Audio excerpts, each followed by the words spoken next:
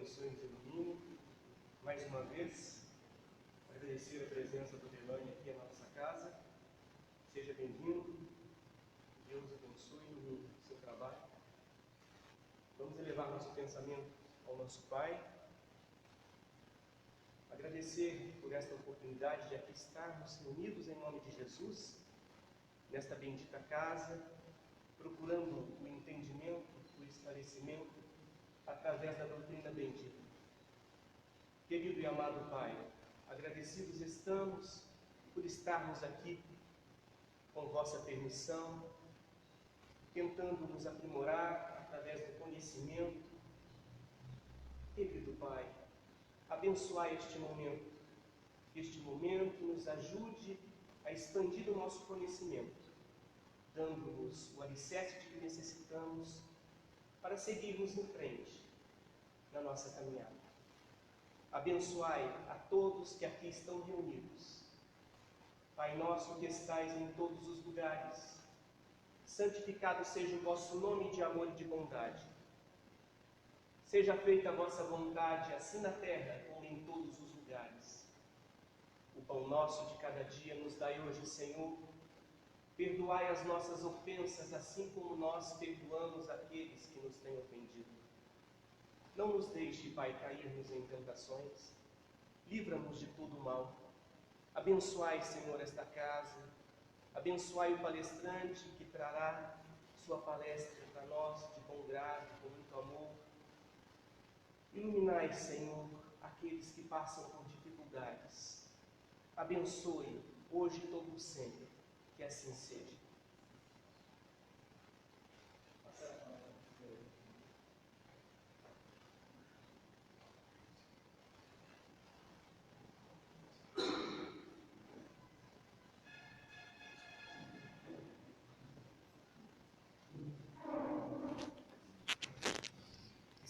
Se quiser colocar no bolso, na calça.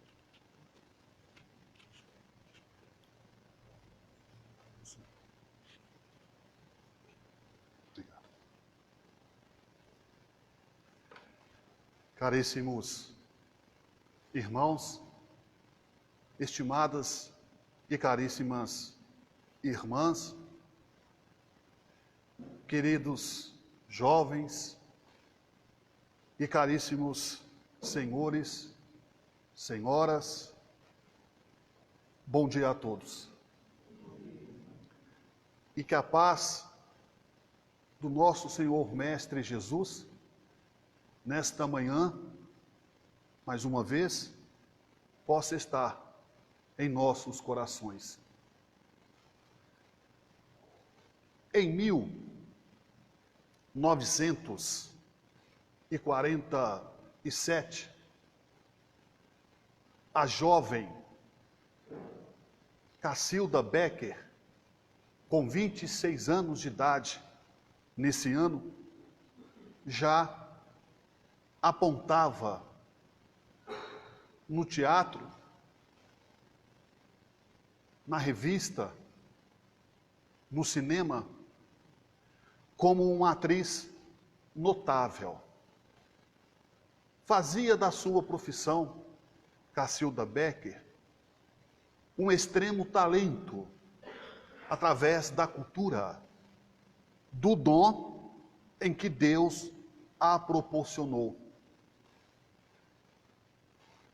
Em 1957, já casada com o ator Valmor Chagas, e posteriormente, anos depois, começa um vínculo através da arte com a televisão. Por mais que ela demonstrasse o seu talento, a sua habilidade como atriz, carregava dentro de si, dentro da sua intimidade, dentro do escaninho da sua alma, uma certa incompatibilidade em relação ao seu filho. Sabemos nós que um dos maiores desafios é educar. Educar é um grande desafio, seja na condição de pai, de mãe, de tutor, de responsável. Entretanto, meus irmãos e minhas irmãs, ela percebeu que ela conseguia administrar sua carreira. Ela conseguia ser uma atriz notável diante dos olhos a quem apreciava. Mas tinha uma certa dificuldade em relacionar-se com o próprio filho. De uma certa forma ou de outra, acontecem em nossas famílias. Temos, muitas das vezes, uma facilidade, uma dificuldade dentro do próprio lar, com o irmão, com o pai, com a mãe.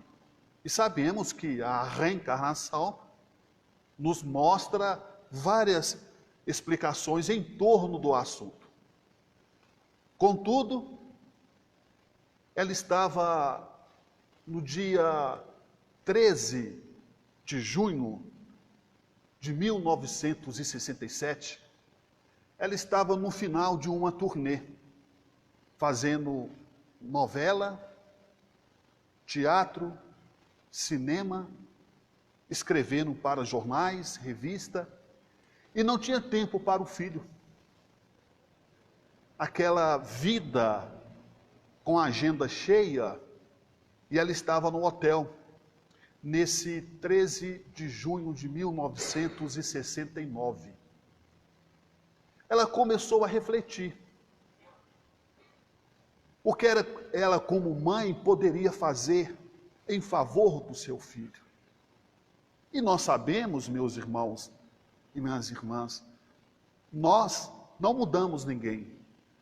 Nós mostramos o caminho, orientamos, damos a oportunidade, tanto para nós quanto para o outro, de nos reconciliarmos. Contudo, então, nesta noite, ela começou a refletir.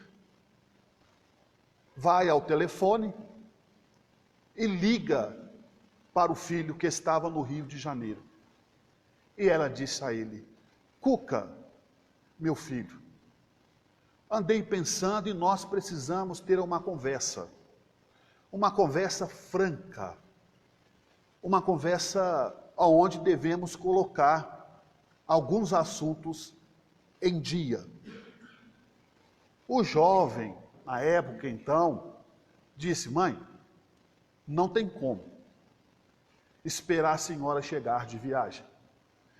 Dizia o jovem: amanhã mesmo estarei partindo com os amigos, onde nós vamos ficar por alguns dias na região dos lagos, em descanso, já que eu estou de férias.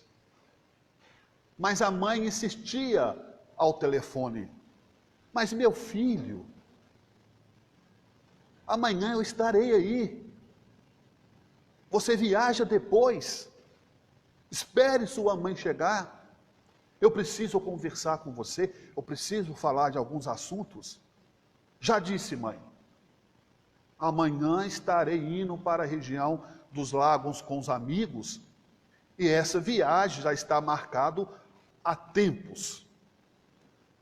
A mãe, então, por mais que ela tentasse ajustar aquele encontro, o jovem não cedeu a oportunidade de encontrar com a sua mãe.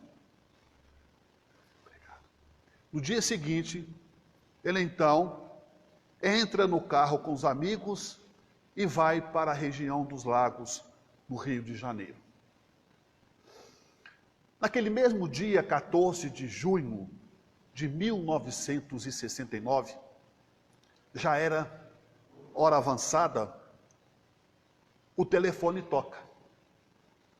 Ele atende o telefone na casa de praia e um tio seu diz a ele ao telefone: Cuca, você tem que voltar logo.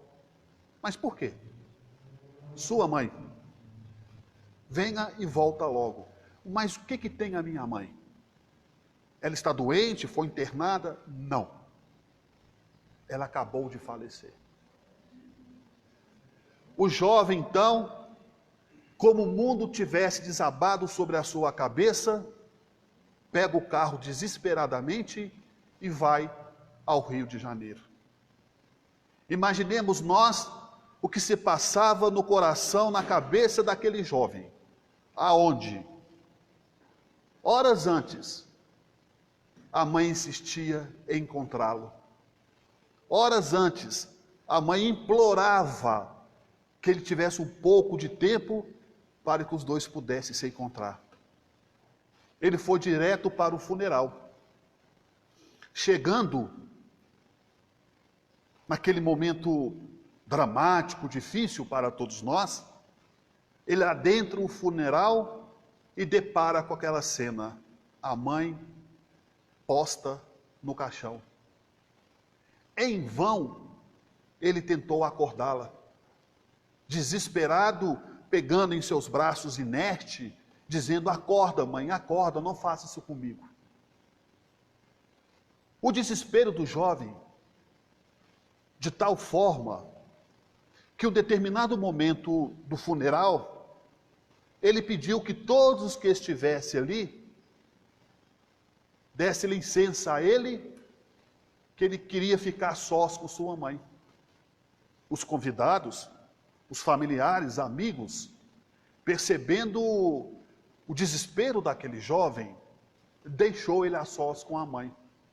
Ele fecha a porta do salão e fica a sós com a mãe. Pega uma caneta, escreve um bilhete, dobra o papel, levanta a nuca do cadáver de sua mãe e coloca o bilhete debaixo do cadáver. Abre a porta e o funeral continua. Após o sepultamento, Cuca retorna para o seu apartamento no Rio de Janeiro. E nós sabemos que a vida, de uma certa forma ou de outra, nos apresenta que cada um reage diferentemente um do outro diante de uma perda de um ente querido, de um amigo, enfim, cada um manifesta a sua dor de forma diferente. E ele manifestou a sua dor com extrema revolta. Trancou-se num apartamento. Não queria receber visitas. Não atendia ao telefone. Isolou-se de tudo e de todos. Deixou a barba crescer. Não queria mais alimentar-se. Foi emagrecendo. Só queria ficar deitado. Como isso trouxesse ou fosse trazer a sua genitora de volta. Vejamos a dor deste jovem, do arrependimento, de ter rejeitado aquele convite, que seria a última conversa que ele e sua mãe teriam, ainda aqui na matéria. Em um determinado momento, aonde ele encontrava-se trancado dentro daquele apartamento, o telefone toca. Era um amigo, dizendo a ele: Cuca, até que enfim você atendeu ao telefone. Fiquei sabendo, dizia o amigo ao Cuca, que existe um homem, eles dizem que é médium, na cidade de Uberaba, um tal de Chico Xavier, que ele recebe mensagens dos mortos. Vamos lá, Cuca, vamos conferir. Quem sabe você recebe uma mensagem de sua mãe. E Cuca, descrente, aceitou o convite. E lá foi a Uberaba. E chegando lá, em Uberaba, na época em que Chico Xavier psicografava 10, 12 horas sem parar, Cuca estava na fila, aguardando a sua vez para aproximar-se do médio Chico Xavier. Horas na fila, enfrentando o frio, o cansaço, o sono e a saudade da mãe, que mais o machucava, que mais torturava a sua alma, o seu espírito.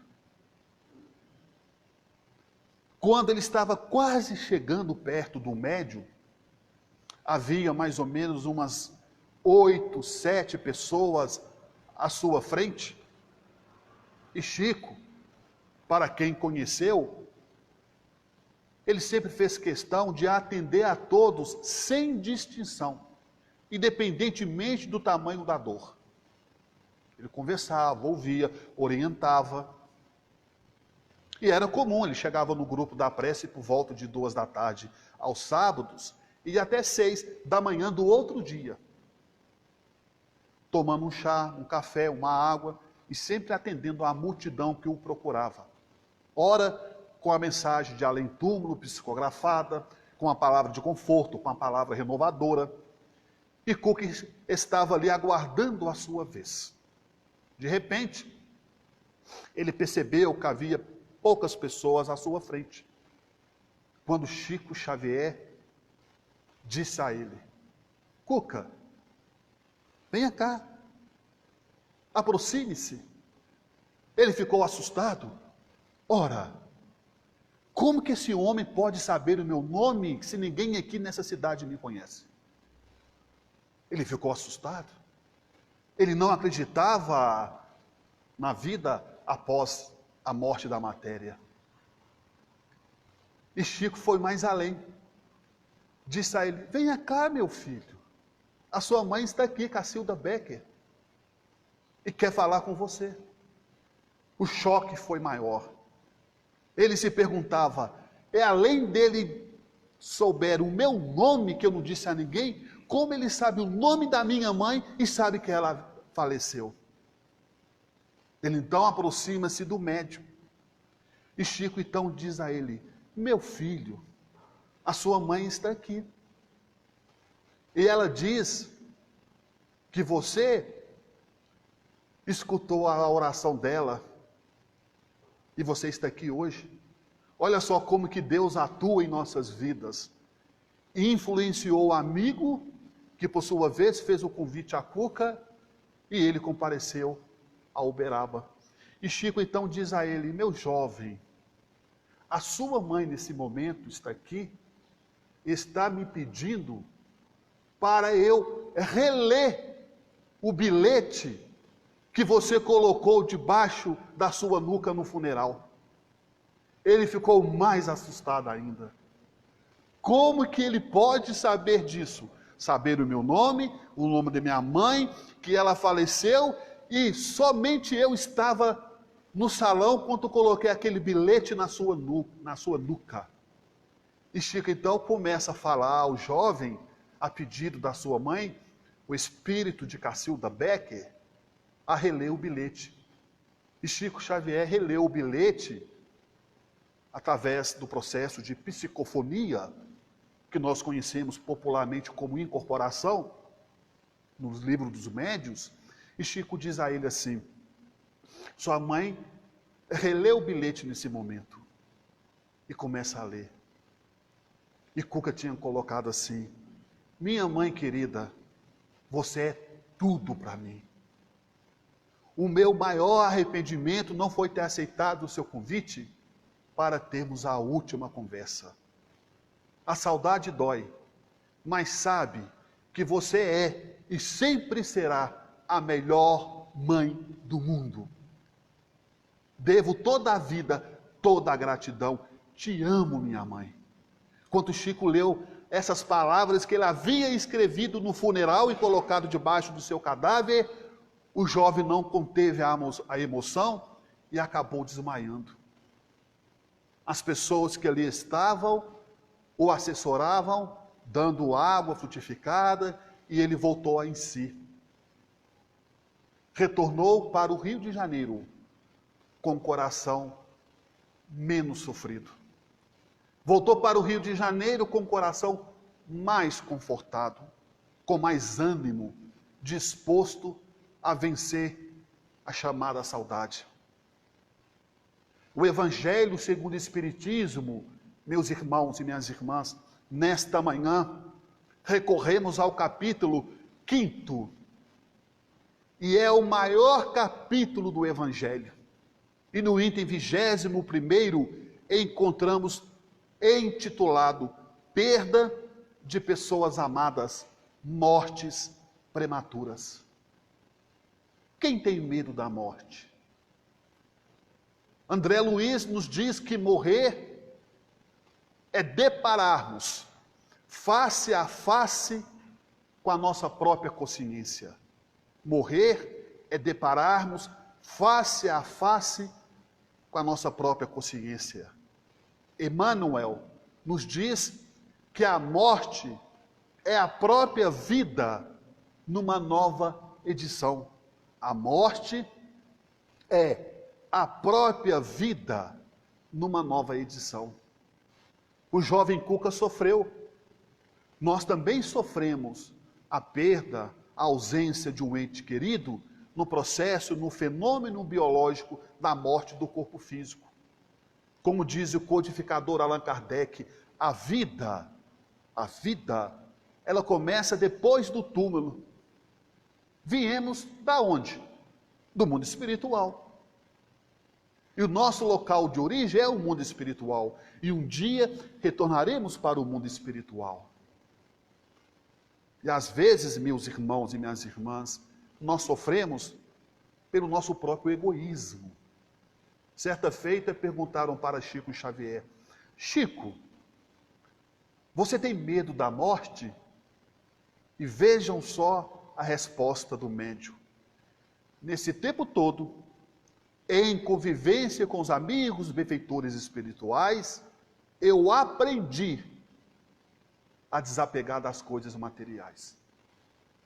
Esta foi a resposta que Chico Xavier, nesse tempo todo, em convivência com os amigos benfeitores espirituais, eu aprendi a desapegar das coisas materiais. Obviamente, meus irmãos, minhas irmãs, fica a interpretação da resposta de Chico ao encargo de cada um de nós, porque todos nós temos livre-arbítrio. Não somos obrigados a nada, conforme questão de número 843 em O Livro dos Espíritos. Mas nós sofremos, muitas das vezes, porque culturalmente, a nossa cultura, nós somos educados desde pequeno a ganhar. Nós não somos educados a perder. O técnico de futebol, ele treina o time até chegar à exaustação, até o cansaço, até o limite de cada jogador, para quê? Para ganhar. Nenhum técnico de futebol treina o time para perder. O estudante que vai prestar um vestibular, que vai prestar um concurso público, ele se prepara para quê? Para passar. Ele não prepara para ser reprovado. Os pais, nós, quando cobramos as notas dos nossos filhos, seja no colégio, no primário, nós cobramos notas boas. Tem que tirar 10. Nós não fomos preparados para ver os nossos filhos passando dificuldade. E sim queremos, obviamente, como qualquer pai, como qualquer mãe, os melhores para os nossos filhos, em todos os aspectos. É natural que assim seja. No nosso aniversário, quando completamos mais um ano de vida, por que nós aguardamos um cumprimento de um amigo, de um parente, não é? Olha, feliz aniversário, tudo de bom. E se isso não acontece, nos causa uma certa decepção. Ora, no meu aniversário ninguém me cumprimentou, ninguém me deu os parabéns. Então vejamos como nós não estamos ainda preparados a não receber, e sim a receber. E muitas das vezes, a morte, ela não nos dá aviso prévio. Tem morte que nos dá aviso prévio. É uma doença que aos poucos vai limitando a condição física de uma pessoa. E além do mais, meus irmãos e minhas irmãs, falando de uma forma tranquila, todos nós já nascemos com data de validade. No dia certo, no momento certo em que vamos desencarnar. Agora, essa data de validade, nós, através do nosso livre-arbítrio, nós podemos prorrogá-la ou antecipá-la. Antecipá-la os nossos irmãos, que destrói o próprio corpo, através da indisciplina, através do excesso, através do suicídio direto ou indireto. E prorrogar, muitas das vezes, meus irmãos e minhas irmãs, é aquela pessoa em que ela é tão importante no meio que ela vive, que se tirar ela naquele momento, as coisas não vão andar. Então a própria misericórdia divina, a própria espiritualidade, ela prorroga mais um pouco a estadia daquela pessoa. Nós não sabemos de nada, ainda bem. Quantas pessoas estão aí com doenças crônicas e estão vivendo? Com certas limitações, mas estão vivendo. E quantas pessoas que estão com saúde, de repente, sai de cenário, sai de cena. É tragado de forma inesperada, digamos assim, pela chamada morte. Eu recordo, meus irmãos, minhas irmãs, com extrema precisão, quando eu comecei a namorar a minha esposa, há 32 anos atrás, era maio de 1988. Ela chegou perto de mim e disse assim: Delane, eu tenho uma tia que mora no Rio de Janeiro, mas não sei não. Eu acho que desse ano, pelo que o pessoal comenta na família, ela não passa. Eu pensei, puxa, coitada. Fizemos um ano de namoro.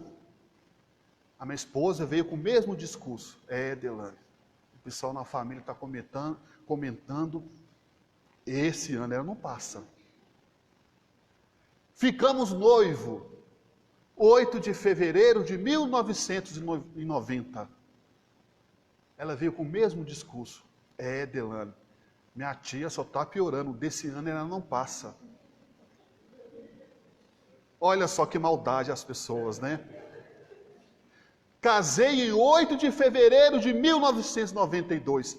Ela foi no meu casamento. Eu pensei, achei que estava vendo uma entidade.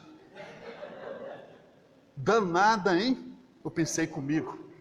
Mas, como se diz os mais antigos, cala-te boca. Falaram para mim, Delane, olha, realmente, agora a coisa ficou feia para o lado da minha tia. Os mais críticos, olha só que maldade, os mais críticos disseram assim, esse ano é no chupa-manga. Olha que maldade que fizeram com ela. Faleceu em 2 de novembro de 94. O meu sogro, ela foi no velório. Eu pensei, meu Deus do céu. Olha, as más línguas disseram, ela está fazendo hora extra na terra. Eu fiquei imaginando como que seria hora extra na terra. E aí, meus irmãos e minhas irmãs, passaram 6 anos, de 94 a 2000, em 26 de fevereiro de 2000. Olha quanto tempo. Desencarna o meu pai. Ela foi no velório. As más línguas disseram, vai matar a família toda. Não vai sobrar ninguém, só ela. Vejam só, meus irmãos e minhas irmãs. Ela veio desencarnar agora, em 2008. E quantas pessoas, digamos assim, entre aspas, passaram na frente dela? Furaram a fila. Tudo sempre esteve na mão de Deus. Claro que nós somos a peça fundamental, a peça principal. Aonde entendemos, meus irmãos, que nós devemos prepararmos, por que não? Para deixarmos o nosso corpo, a alimentação, não é? Claro que ninguém quer morrer, mas na verdade ninguém morre. Na verdade todo mundo quer ir para o céu, mas ninguém quer morrer. A gente começa a entender, meus irmãos e minhas irmãs, que temos que dar o melhor de nós, enquanto é tempo. Deve ser muito terrível para uma alma, para um espírito, um arrependimento. Imaginem só a cabeça daquele jovem Cuca, em que sua mãe implorou para conversar com ele, ele não aceitou, e no dia seguinte, a sua mãe desencarna. Por isso, entendemos, claro, obviamente, que o tempo não passa em vão. O que tivermos que fazer, façamos. Não deixemos para amanhã o que se pode ser feito hoje. Passamos enquanto é tempo. Ah, mas abrace, beija mais vezes. Ah, eu vou na casa da minha mãe uma vez por semana, vai 2, 3 vezes sua mãe, liga mais para ela. Dentro de casa, você está indo aonde? Ah, eu estou indo passear com os colegas. Volta aqui, me dá meu abraço, meu beijo. Vai com Deus, Deus te abençoe, Deus te ilumine. Ah, meu pai chegou, abraça o pai, abraça a mãe. O filho. O tempo não passa em vão. O que tivermos que fazer, façamos enquanto é tempo. É uma ameaça? Não. É o processo natural da vida.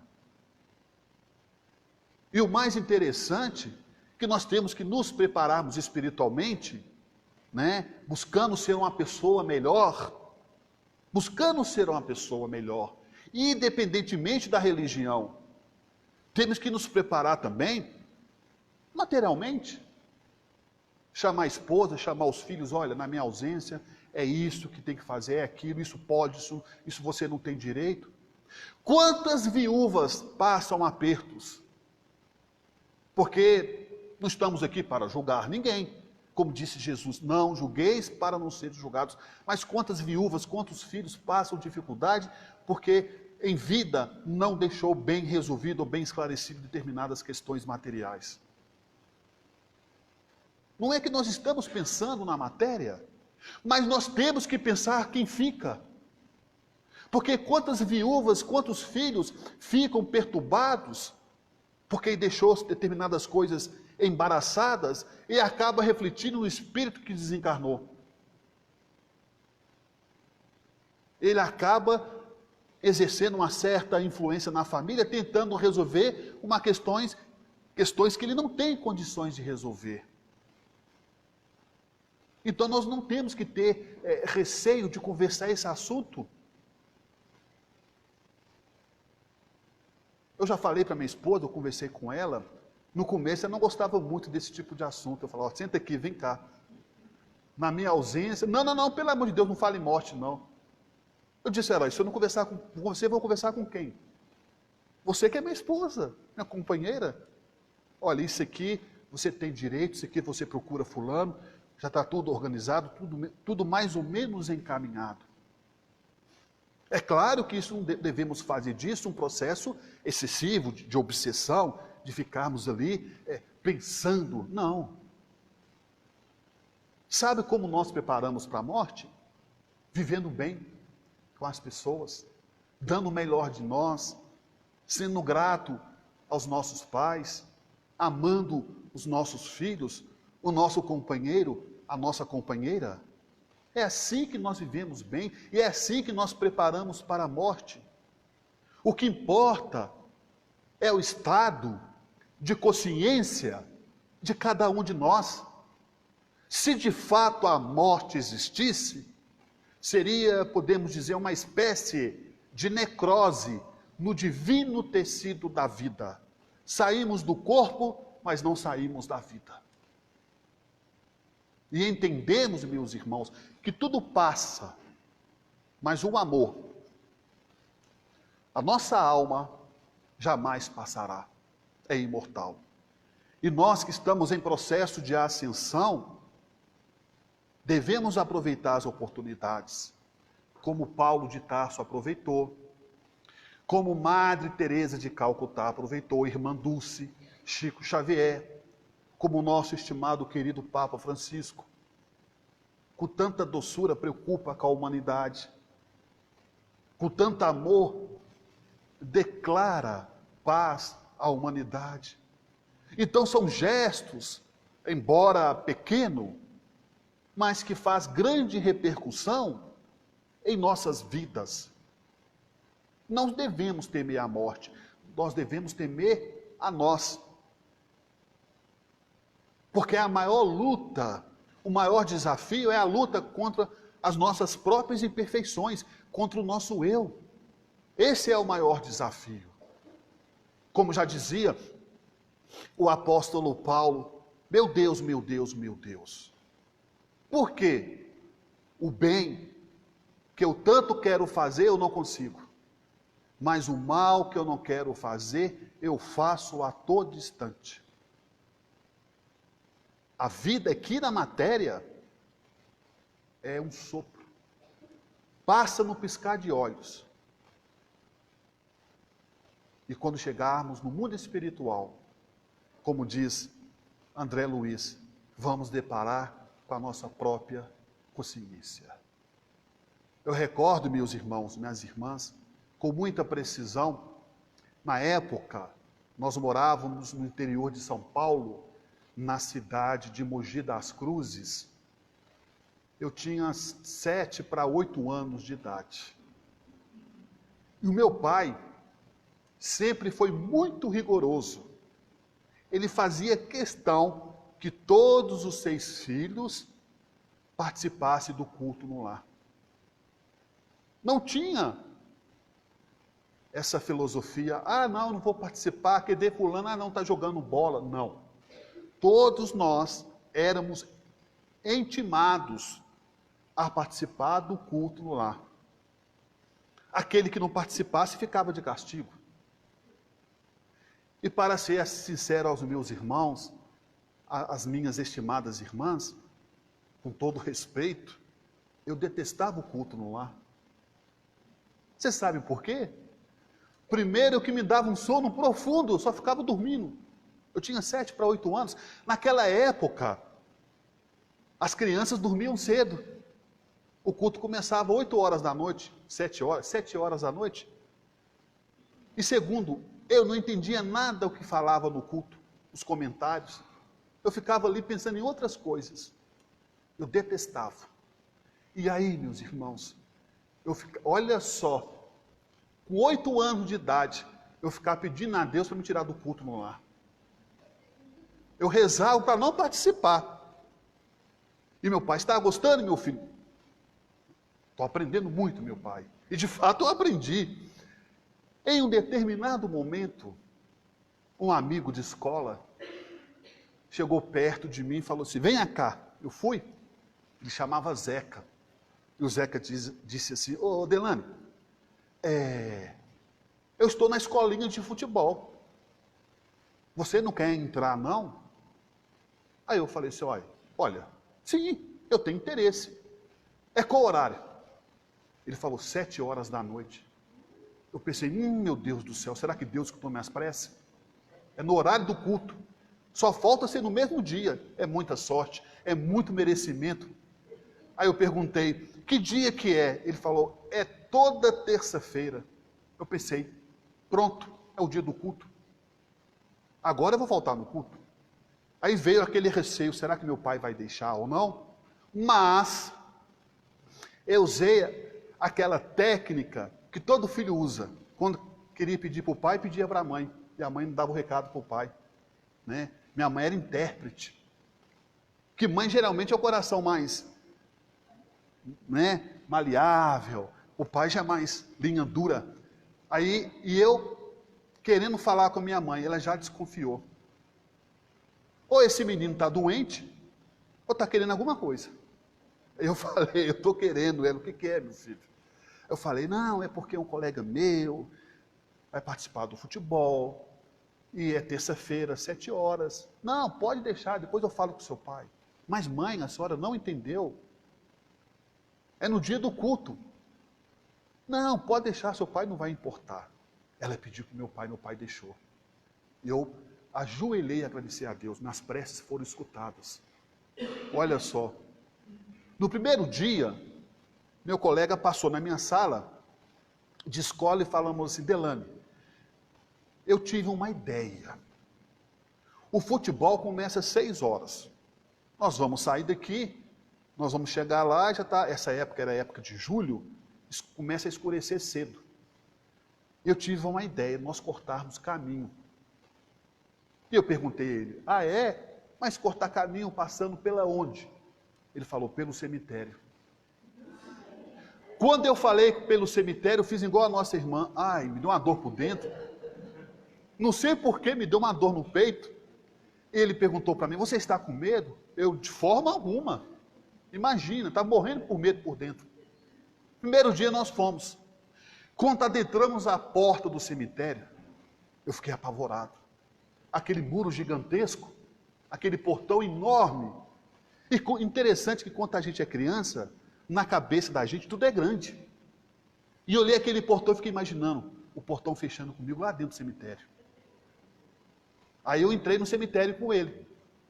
É aqueles cemitérios muito antigo, que tem aquelas estátuas gigantes. E eu olhando aquilo, andando depressa, morrendo de medo.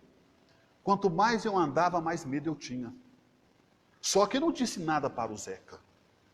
Quando nós chegamos no meio do cemitério, nesse primeiro dia, cortando um caminho, cortando um atalho, eu peguei do nada, assim, aparentemente, e olhei para a esquerda. Quando eu olhei para a esquerda, eu vi uma velhinha sentada no túmulo. Eu olhei assim, pensei, nossa, que mulher corajosa. E continuei andando com o Zeca. Fomos para o futebol. Passou uma semana. Na outra terça-feira, olha eu, Zeca, cortando o caminho, passando pelo cemitério. Olha que chegou na metade do caminho, eu olhei para a esquerda de novo. Olha ela lá sentada no túmulo de novo, a velhinha. Eu pensei, nossa senhora, vai gostar de cemitério, hein? Pensei comigo. Na outra semana, meus irmãos e minhas irmãs, o Zeca foi na minha sala. Nesse dia estava fazendo um frio, estava tudo nublado, parecendo que ia chover, escureceu mais cedo. Era 5 horas da tarde, já estava escuro em Mogi das Cruzes. O Zeca disse, Delane, hoje eu não vou poder ir no futebol, eu tenho que ir direto para casa que eu tenho um aniversário para ir. Aí eu falei, não, tudo bem, eu vou. Eu pensei, o quê? Não vou passar sozinho no cemitério, não, de jeito nenhum. Mas no caminho entre a escola e o cemitério, eu fiquei pensando, ora, por que eu estou com medo? Meu pai sempre falou que não existe morte. Meu pai era muito brincalhão. Meu pai falava que a gente tem que ter medo dos vivos e não dos mortos. Eu vou passar pelo cemitério. E fui passar. Aí eu comecei a andar depressa. Quanto mais depressa eu andava, mais medo eu sentia. Quer dizer, eu não estava com medo, eu estava com pavor. Sem saber o porquê. E sozinho, olhando aqueles túmulos, olhando aquelas imagens. De repente, quando chega na metade do caminho, lembrei de olhar para a esquerda. Eu olhei e vi a velhinha sentada. E eu sou muito curioso. Aí eu peguei, parei, olhei para ela e falei assim, vou lá bater um papo com ela. E fui. Eu cheguei perto dela, mas quanto mais eu fui aproximando, eu percebi que ela estava pálida, triste. Olhei para ela e falei assim para ela, minha senhora, você não tem medo de ficar sentada, hein, não? Ela olhou para mim com uma tristeza e falou, meu filho, quando eu era vivo eu tinha. Meu Deus do céu, foi o dia que eu cheguei mais cedo em casa. Eu fui direto para o culto. Depois desse dia, eu nunca mais quis deixar de frequentar o culto. Frequentava, rezava, participava, tinha participação minha. De pavor, de medo. E meu pai ainda falava, meu filho, o que é isso? Parece que você viu uma assombração. Eu pensava, o pior que vi. E aí, meus irmãos e minhas irmãs, mostrando para nós que as experiências, cada um carrega as suas experiências na vida. Mas a reflexão que fazemos nesta manhã é mais ou menos assim, será que eu tenho sido um bom pai? Será que nesse momento da vida em que Deus me concedeu, os filhos, será que eu tenho sido uma boa mãe? Será que eu tenho sido um bom patrão, um bom empregado, um bom funcionário? É uma reflexão. Será que eu tenho sido um bom colega de trabalho? Uma boa pessoa para os meus vizinhos, para os meus familiares, para os meus entes queridos? E sabemos, meus irmãos, na vida, que ninguém paga sem estar devendo, ninguém recebe sem estar merecendo. A religião é importantíssimo, mas se nós não tivermos com os corações voltados para a prática do bem e a pureza da consciência tranquila, nada adiantará. É o mesmo que recorremos à primeira epístola de Paulo aos Coríntios. Ainda eu, mesmo que eu falasse todas as línguas dos homens e a própria língua dos anjos, se eu não tiver caridade, nada adiantará. Serei como bronze sonante e um símbolo retumbante. Por isso, meus irmãos, minhas irmãs, Allan Kardec já nos dizia, o verdadeiro espírita é aquele que se esforça para dominar suas má tendências. O verdadeiro espírita é aquele que se esforça para dominar suas má tendências. Amemos uns aos outros enquanto estamos a caminho. Amemos mais do que já amamos. Seja no exercício da benevolência, na indulgência para as faltas alheias, do perdão das ofensas, no exercício da caridade, independentemente do rótulo da nossa religião. Jesus é para todos, e com Jesus nós caminhamos para longe. E que nesta manhã possamos refletir o Evangelho de Jesus, quanto ele nos disse, eu fiz, e tu podes fazer muito mais. Por isso, meus irmãos, ante qualquer dificuldade na vida, ainda que seja na vida terráquea, ante qualquer dificuldade, não desanimem, persistem mais um tanto, mesmo varando a sombra dos próprios erros. Ante os pesares da vida, observa, alma querida, a dor que ilumina a vida. Sob as provas tais quais são, a terra é uma grande escola, de que temos usufruto, lembrando enorme instituto de trabalho e de elevação. Nascemos e renascemos atendendo às leis concissas, conforme as lições precisas que temos nos para dar, no serviço que nos cabem, naquele com quem vivemos, jaz em ponto supremo do nosso próprio lugar. Nas tarefas em que estejas, cumpre o dever que te assiste. Se a vida parece triste, não te queixes de ninguém. Cada pessoa na terra intimamente é chamada a servir, de estrada a estrada para a vitória do bem. O homem robusto e moço, que administra a riqueza, traz por suas vezes rude e acesa a fogueira da aflição. A mulher que exibe ao colo joias em forma de luzes, às vezes tem muitas cruzes por dentro do coração.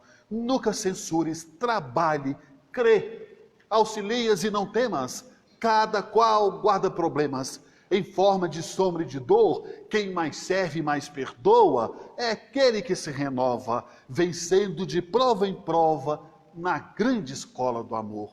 Que assim seja, Senhor.